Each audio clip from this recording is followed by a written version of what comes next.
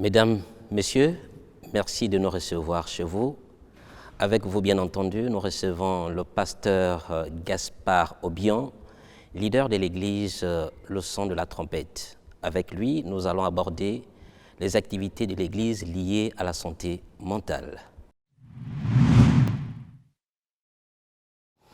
Pasteur, bonjour. Bonjour. Merci déjà de nous recevoir. C'est un plaisir pour nous de vous accueillir dans ce sanctuaire.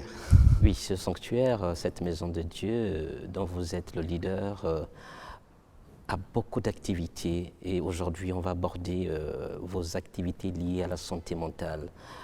Dites-nous un peu comment les choses se passent dans ce sens, parce qu'on sait pertinemment que l'homme de Dieu apporte l'évangile, prêche la parole à l'Assemblée. Et à côté, vous militez, sinon vous militez pour la santé mentale, pour la réintégration de ces personnes qui véritablement se sont mis hors de la société. Pour vous, vous voudrez qu'ils recouvrent leur dignité. Je vous remercie. C'est un cri de cœur, la santé mentale dans notre pays.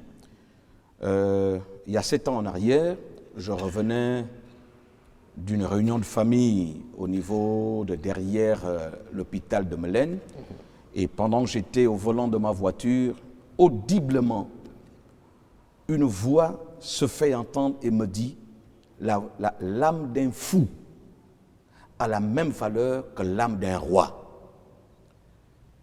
Je me suis arrêté et c'était la première fois que je rentrais dans l'enceinte du Centre national de santé mentale. Ce que mes yeux ont vu, je suis rentré avec des pleurs de savoir que des êtres humains créés à l'image de Dieu, des personnes qui avaient des vies stables. Et à cette époque, 7 ans en arrière, il y avait la grève au niveau de l'hôpital, au Centre national de santé mentale de Melaine. Donc, il n'y avait aucun personnel. Ils étaient livrés à eux-mêmes.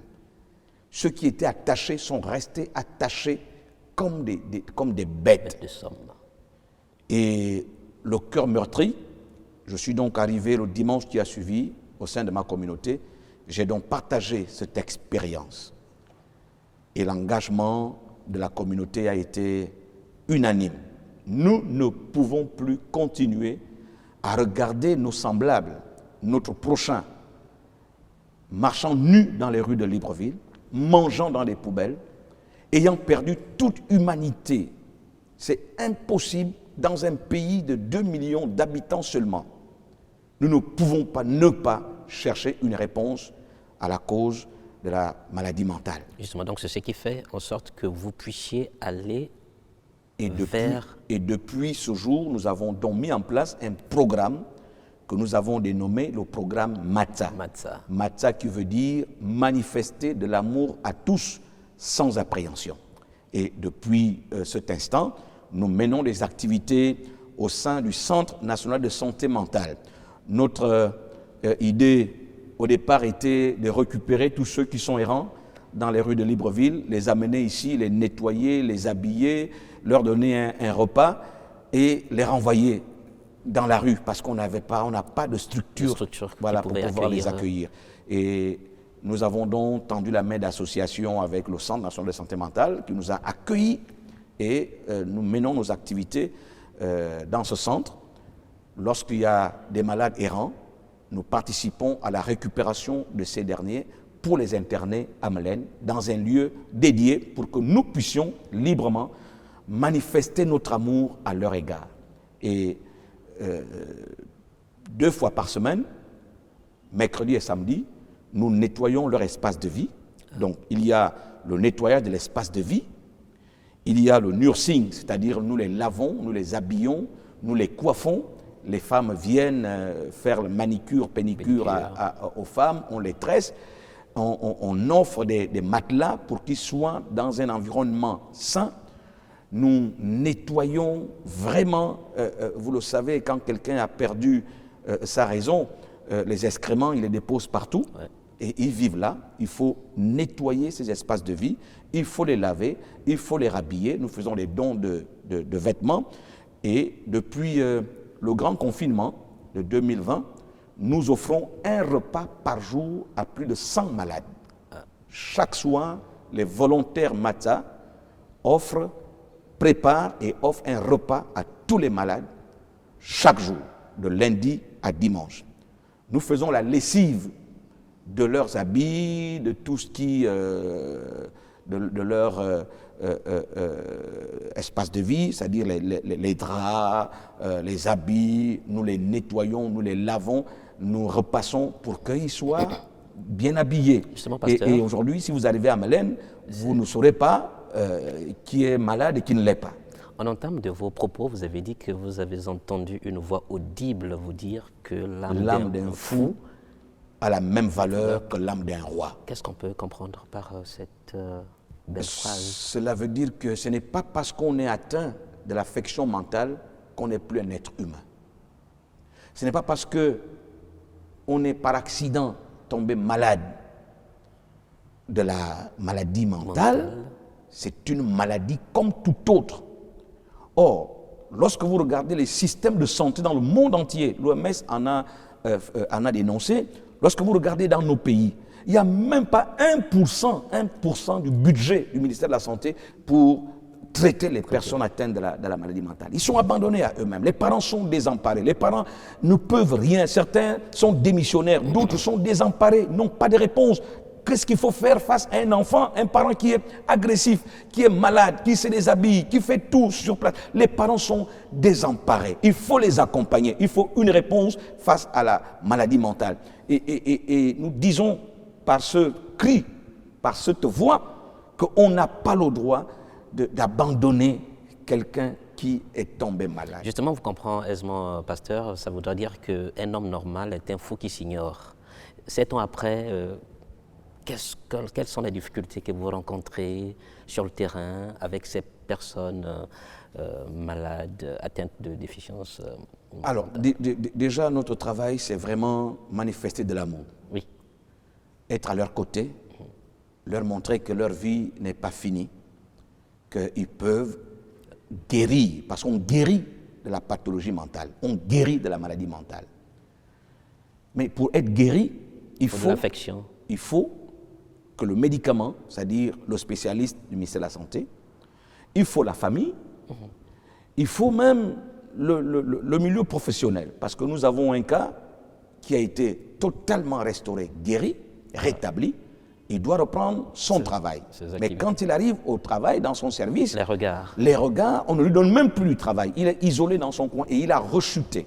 Donc nous avons beaucoup de rechutes à cause du fait que la société les stigmatise, la société les rejette. Dès lors que tu as atteint une fois de la maladie mentale, plus personne ne croit que tu peux redevenir normal. Et c'est ce que nous voulons briser, c'est ce que nous voulons dénoncer.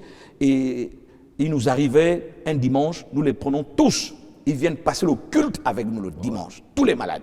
Nous passons un culte ensemble et nous avons un repas que nous partageons ensemble avant de les ramener à Malène. Dans la réinsertion, nous sommes obligés d'aller dans des familles. Dès que nous découvrons la famille d'un des malades, nous essayons de les amener, de les éduquer, de les assister pour qu'ils viennent non pas seulement rendre visite à leurs parents, mais également, lorsqu'il est rétabli, qu'ils retournent dans leur famille. Et nous avons réinséré plusieurs. À la satisfaction des familles. À la grande satisfaction des familles. Il y a certains qui ont repris leur travail après 10 ans ou 15 ans de folie, entre griffes. Ils ont repris leur vie. Des femmes qui ont repris leurs activités, qui sont de fois avec nous ici. Nous avons hébergé ceux qui n'ont pas trouvé des parents. Nous les gardons au sein de l'Église et qui participent à la vie de l'Église. Vraiment, c'est émouvant. Et nous voyons là la manifestation pratique du plus grand commandement que Jésus nous a laissé. Le plus grand commandement, aimer Dieu de tout son cœur, son âme, sa force, toute sa pensée, et son prochain comme soi-même. Par comment nous mettons ce commandement en pratique? C'est par la manifestation de l'amour sans appréhension à ces personnes abandonnées. De cette manifestation de l'amour à l'égard de ces personnes malades, est-ce que le ministère de la Santé a un regard sur vos activités? Nous travaillons en pleine collaboration avec le Centre national de santé mentale de la tutelle sur le ministère de la Santé. Donc, nous travaillons en synergie. Lorsque nous avons des cas, nous avons un numéro vert dont je donnerai l'indication tout à l'heure, un numéro vert, et nous appelons le centre, ils viennent récupérer le malade, il doit d'abord être stabilisé par les spécialistes et dès lors que ces personnes sont stabilisées, notre accompagnement commence par des prières, par des entretiens, par l'accompagnement. J'allais en venir. Voilà. Des activités qui permettent à ce que ces derniers retrouvent... oui, pasteur, dans l'exercice de vos activités sociales à l'égard de ces personnes malades mentales, est-ce que vous avez déjà rencontré des cas d'agression, des cas d'égarement? Oui, lorsque un malade mental est encore agressif, nous faisons tout pour faire intervenir les spécialistes du Centre national de santé mentale et qui le calment d'abord. C'est après qu'il a été calmé, on l'a donné le traitement qu'il faut, que notre accompagnement commence. Donc nous travaillons vraiment en synergie avec les spécialistes, parce que nous ne sommes pas des spécialistes. Effectivement. Lorsqu'il y a des cas d'agression, nous appelons le centre. Eux, ils ont la technique, ils savent comment faire pour maîtriser un malade mental agressif. Et dès lors qu'ils l'ont récupéré, nous venons pour accompagner par des conseils, par l'assistance, la manifestation de l'amour, leur donner de l'intérêt, qu'ils sachent qu'ils sont importants et que ce n'est pas la fin de leur vie. Alors 7 ans après, pasteur, certainement au bout de votre souffle, est-ce que vous avez un message particulier à envoyer certainement pour vous donner un coup de main, pour vous accompagner pour la restauration de la dignité humaine de ces personnes qu'on croit souvent perdues? Le programme MATA a en son sein plus de 100 volontaires qui travaillent bénévolement. Et nous apportons notre soutien à ces malades. Les besoins sont énormes. Nous avons réussi en 2019 à construire, à réfectionner et construire, je peux dire construire, le laboratoire fonctionnel actuellement au sein de l'hôpital du Centre national de santé mentale. Parce que ces derniers, ils étaient refusés dans les autres services, parce que quand on a la pathologie mentale, on peut avoir le palu, et puis ils prennent des médicaments qui sont toxiques. Donc on doit surveiller la prise du traitement. Donc il y a des examens, un ensemble d'examens, et ces derniers prenaient les médicaments sans suivi. Ce laboratoire est fonctionnel. Nous demandons à ce que ceux qui sont dans ce domaine et qui peuvent apporter un plus pour que tous les examens, nous voulons offrir une radiologie mobile au Centre national de santé mentale. Nous voulons construire une aumônerie au sein de l'hôpital du Centre national de santé mentale. Nous voulons réfectionner toute la tuyauterie, la plomberie, parce que ça se bouge à tout moment, comme vous pouvez l'imaginer. Et nous avons besoin de leur donner un repas équilibré. Chaque jour, nous veillons à ce qu'ils puissent avoir un repas, parce qu'ils doivent prendre des médicaments qui sont quand même assez forts. Or, sans un repas équilibré, on n'est pas sûr d'avoir un résultat positif du traitement. Donc, c'est beaucoup d'activités. Il faut les coiffer, il faut les habiller. Il y a des habits. Nous avons besoin des dons d'habits, n'est-ce pas? On les habille et puis après, eux-mêmes, des fois, ils déchirent les vêtements, ils les brûlent. Il faut renouveler constamment. Donc, des dons d'habits, des dons de nourriture, des vêtements, des dons sur le plan technique. Je l'ai annoncé tout à l'heure que tous les mécènes viennent nous appuyer pour que nous puissions apporter une réponse favorable à la maladie mentale. Merci. Avec le pasteur Gaspard Obiang, nous avons compris que l'âme d'un roi a la même valeur que l'âme d'un fou. Ils ont besoin de beaucoup d'affection, ils ont besoin de beaucoup d'amour, ils ont besoin d'être entourés, d'être considérés au sein de notre société. Merci, mesdames et messieurs, de nous avoir reçus chez vous. C'était l'entretien avec le pasteur Gaspard Obiang, leader de l'église Le Sang de la Trompette. À bientôt.